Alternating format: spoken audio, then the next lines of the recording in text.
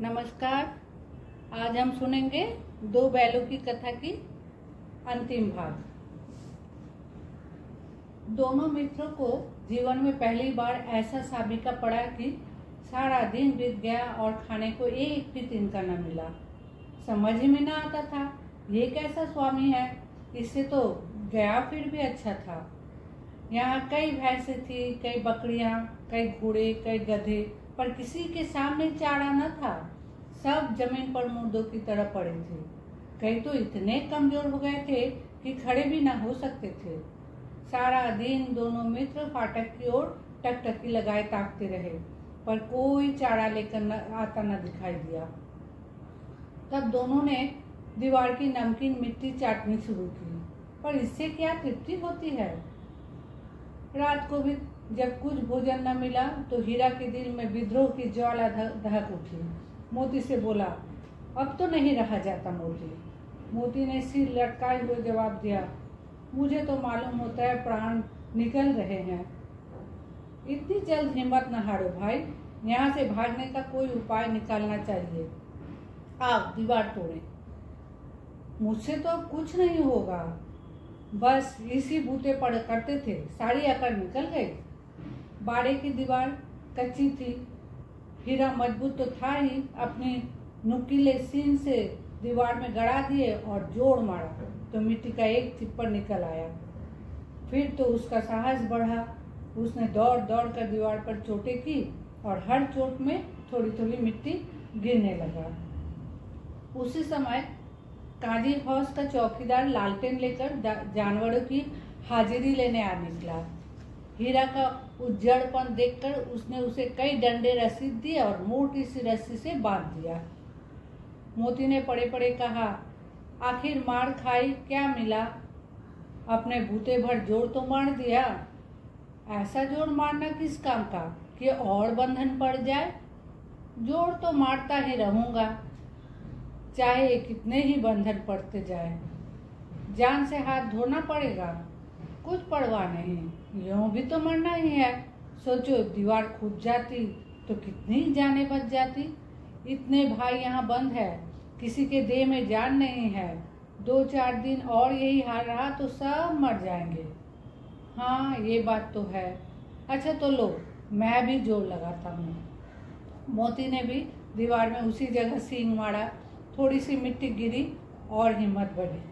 फिर तो वो दीवार में सींग लगाकर इस तरह जोड़ करने लगा मानो किसी प्रतिद्वंदी से लड़ रहा है। आखिर कोई 2 घंटे की जोड़ आजमाई के बाद दीवार ऊपर से लगभग 1 हाथ गिर गई। उसने दूनी शक्ति से दूसरा धक्का मारा तो आधी दीवार गिर पड़ी। दीवार का गिरना था कि अधमरे से पड़े हुए सभी जानवर चेत उठे। तीनों घोड़ियां सरपट भाग निकली, फिर बकरियां निकली, इसके बाद भैंसें भी खिसक गई, पर गधे अभी तक ज्यों के त्यों खड़े थे। हीरा ने पूछा, तुम दोनों क्यों नहीं भाग जाते? एक गधे ने कहा, जो कहीं फिर पकड़ लिए जाए तो क्या हरज है, अभी तो भागने का अवसर है। हमें तो डर लगता है, हम यहीं पड़े रहेंगे। आधी रात से ऊपर जा चुकी थी। दोनों गधे अभी तक खड़े सोच रहे थे कि भागे या ना भागे, और मोती अपने मित्र की रस्सी तोड़ने में लगा हुआ था। जब वो हार गया तो हीरा ने कहा, तुम जाओ, मुझे यहीं पड़ा रहने दो, शायद कहीं भेंट हो जाए। मोती ने आंखों में आंसू लाकर कहा, तो मुझे इतना स्वार्थी समझते हो हीरा? हम और तुम इतने दिनों एक साथ रहे, आज तुम विपत्ति में पड़ गए तो मैं तुम्हें छोड़कर अलग हो जाऊं? हीरा ने कहा, बहुत मार पड़ेगी, लोग समझ जाएंगे ये तुम्हारी शरारत है। मोती गर्व से बोला, जिस अपराध के लिए तुम्हारे गले में बंधन पड़ा उसके लिए अगर मुझ पर मार पड़े तो क्या चिंता। इतना तो हो ही गया कि 9-10 प्राणियों की जान बच गई, वे सब तो आशीर्वाद देंगे। ये कहते हुए मोती ने दोनों गधों को सींग से मार मार कर बाड़े के बाहर निकाला और तब अपने बंधु के पास आकर सो रहा। भोर होते ही मुंशी और चौकीदार तथा अन्य कर्मचारियों में कैसी खलबली मची, इसके लिखने की जरूरत नहीं। बस इतना ही काफी कि मोती की खूब मरम्मत हुई और उसे भी मोटी रस्सी से बांध दिया गया। एक सप्ताह तक दोनों मित्र वहां बंधे पड़े रहे। किसी ने चारे का एक तृण भी न दिया। हाँ, एक बार पानी दिखा दिया जाता था, यही उनका आधार था। दोनों इतने दुर्बल हो गए थे कि उठा तक न जाता था। ठठियां निकल गई थी। एक दिन बाड़े के सामने डुग्गी बजने लगी और दोपहर होते होते वहां 50-60 आदमी जमा हो गए। तब दोनों मित्र निकाले गए और उनकी देखभाल होने लगी। लोग आकर उनकी सूरत देखते और मन फीका करके चले जाते। ऐसे मृतक बैलों का कौन खरीदार होता। सहसा एक दढ़ियल आदमी, जिसकी आंखें लाल थी और मुद्रा अत्यंत कठोर, आया और दोनों मित्रों के कुल्हों में उंगली गोद कर मुंशी जी से बातें करने लगा। उसका चेहरा देखकर अंतर्ज्ञान से दोनों मित्रों के दिल कांप उठे। वह दोनों कौन है और उन्हें क्यों टटोल रहा है, इस विषय में उन्हें कोई संदेह न हुआ। दोनों ने एक दूसरे को भीत नेत्रों से देखा और सिर झुका लिया। हीरा ने कहा, गया के घर से नाहक भागे, अब जान न बचेगी। मोती ने अश्वत्थामा के भाव से उत्तर दिया, कहते हैं भगवान सबके ऊपर दया करते हैं, उन्हें हमारे ऊपर क्यों दया नहीं आती। भगवान का के लिए हमारा जीना मरना दोनों बराबर है। चलो अच्छा ही है, कुछ दिन उसके पास तो रहेंगे। एक बार भगवान ने उस लड़की के रूप में हमें बचाया था, क्या अब न बचाएंगे। ये आदमी छुरी चलाएगा, देख लेना। तो क्या चिंता है, मांस, खाल, सींग, हड्डी सब किसी न किसी काम आ जाएगी। नीलाम हो जाने के बाद दोनों मित्र उस दरियल के साथ चले। दोनों की बोटी बोटी कांप रही थी।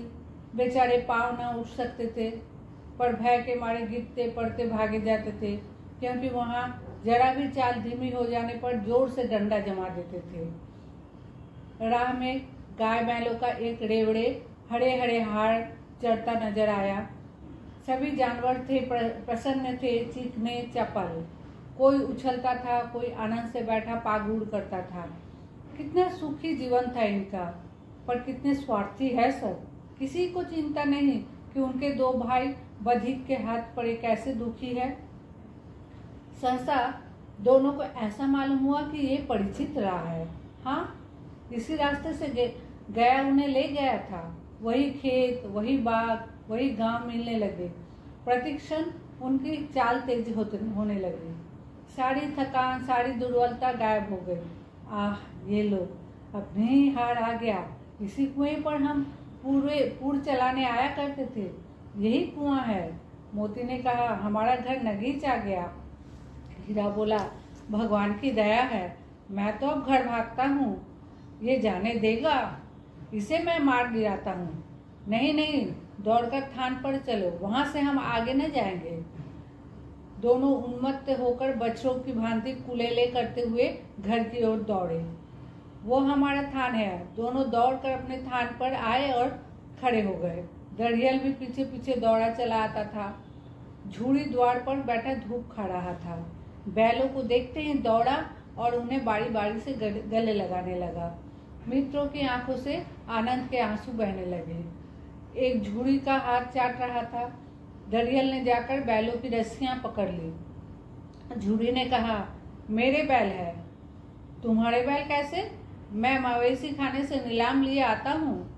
मैं तो समझता हूँ चुरा लिए जाते हो। चुपके से चले जाओ। मेरे बैल है, मैं बेचूंगा तो बिकेंगे। किसी को मेरे बैल नीलाम करने का कोई अख्तियार नहीं है। जाकर थाने में रपट कर दूंगा। मेरे बैल है, इसका सबूत है ये कि मेरे द्वार पर खड़े हैं। दरियल झल्ला कर बैलों को जबरदस्ती पकड़े ले जाने के लिए बढ़ा। उसी वक्त मोती ने सींग चलाया। दरियल पीछे हटा। मोती ने पीछा किया। दरियल भागा। मोती पीछे दौड़ा। गांव के बाहर निकल जाने पर वो रुका, पर खड़ा दरियल का रास्ता देखता रहा।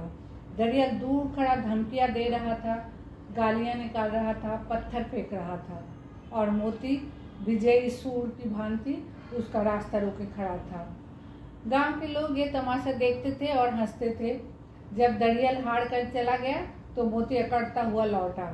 हीरा ने कहा, मैं डर रहा था कहीं तुम गुस्से में आकर मार न बैठ। हीरा ने कहा, मैं डर रहा था कि कहीं तुम गुस्से में आकर मार न बैठो। अगर वो मुझे पकड़ता तो मैं बेमारे न छोड़ता। अब न आएगा, आएगा तो ही दूर से खबर लूँगा, देखूँ कैसे ले जाता है। जो गोली मरवा दे मर जाऊँगा, पर उसके काम तो ना आऊँगा। हमारी जान को कोई जान ही नहीं समझता, इसीलिए कि हम इतने सीधे हैं। जरा देर में नादों में खली, भूसा, चोकर और दाना भर दिया गया और दोनों मित्र खाने लगे। झूड़ी खड़ा दोनों को सहला रहा था और 20 लड़के तमाशा देख रहे थे। सारे गांव में उत्साह सा मालूम होता था। उसी समय मालकिन ने आकर दोनों के माथे चूम लिए।